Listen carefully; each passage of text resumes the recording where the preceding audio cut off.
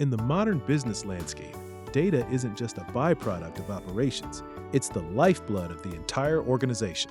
Yet, many audit teams are still stuck in the era of manual sampling, looking at 50 transactions out of 50,000 and hoping they didn't miss the smoking gun. But hope isn't a strategy.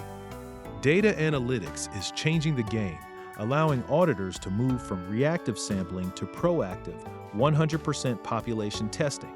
Today, we're breaking down how you can transition from traditional methods to becoming a data-driven auditor. Whether you're a solo internal auditor or part of a large GRC team, this is your step-by-step roadmap. Why the sudden urgency? Because the volume of data is growing faster than our ability to audit it manually. Data analytics enhances audit quality in 4 transformative ways. First, speed and efficiency. You can identify patterns and anomalies in seconds that would take weeks to find manually. Second, total coverage. Instead of testing a small sample, you can test entire populations. This eliminates sampling risk, the risk that your sample isn't representative of the whole. Third, deeper risk assessment. Analytics allows you to see the big picture, identifying systemic risks rather than just isolated errors. And finally, credibility. When you present a finding backed by 100% of the data, your recommendations carry significantly more weight with management and the board. It's not just a trend, it's becoming a core competency for the next generation of audit leaders. You don't need to be a data scientist to start. Here are 5 foundational techniques every auditor should master. 1. Trend analysis. This is about looking at the rhythm of the data. Are expenses spiking every third Tuesday? Is there a gradual climb in miscellaneous costs? Spotting unusual changes over time is the first step in identifying fraud or inefficiency. 2. Comparative analysis. This involves benchmarking. How does Department A's travel spend compare to Department B's? If one unit is a massive outlier, that's where you point your magnifying glass. 3. Benford's Law. This is a fascinating mathematical tool used to detect irregularities in numerical data. In natural data sets, certain digits appear more frequently as the leading digit. If your transaction amounts don't follow this distribution, it could be a sign of fabricated numbers. 4. Duplicate testing. One of the easiest wins. By running scripts to identify repeated invoice numbers, identical payment amounts, or duplicate vendor names, you can quickly catch double payments or sophisticated fraud schemes. 5. Exception reporting. This is about setting guardrails. You tell the system to flag any transaction that falls outside of a preset range, like a purchase made on a weekend or a payment exceeding a manager's approval limit. One of the biggest myths is that you need expensive, complex software to start.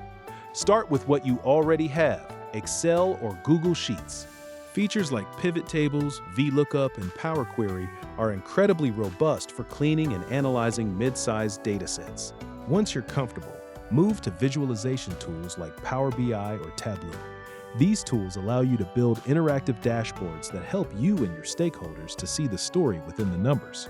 Finally, for high-level precision, look into audit-specific tools like ACL or IDEA. These are designed specifically for the audit trail, ensuring that your analysis is repeatable, documented, and secure. The key is to start small, master one tool, and build your confidence from there. To get the most value, data analytics shouldn't be an add-on. It should be woven into every phase of your audit. In the planning phase, use analytics to perform a pre-audit. Look at the data to see where the highest volume of transactions or the most errors are occurring. This ensures you spend your time where the risk is highest. During fieldwork, use analytics for substantive testing. Instead of asking for 20 invoices, pull the entire ledger and run your scripts to find every single exception in the population. In the reporting phase, stop using dense tables of numbers. Use data visualizations such as heat maps, bar charts, and trend lines to make your findings clear and undeniable. When a manager sees a red spike on a chart, the conversation shifts from "is this true?" to "how do we fix this?" Before you dive in, remember these best practices. First, garbage in, garbage out. Always verify the quality and completeness of your data before you analyze it. If your source data is flawed, your conclusions will be too. Second, document everything. An audit is only as good as its documentation. Your analytics process must be transparent and replicable. Third, start with a question, not just data. Don't just crunch numbers for the sake of it. Ask, what risk am I trying to mitigate? And let that guide your analysis. And a word of caution, don't ignore the context. An anomaly in the data isn't always a finding. It might just be a unique business event. Analytics flags the what, but the auditor still needs to investigate the why. The human element of professional skepticism is still your most important tool. Data analytics is transforming auditing from a policing function into a value-add partnership. As you embrace these tools and techniques, you aren't just checking boxes, you're providing the insights that help your organization grow safely and efficiently. If you're ready to take your audit career to the next level, hit that like button and subscribe to the GRC Sentinel.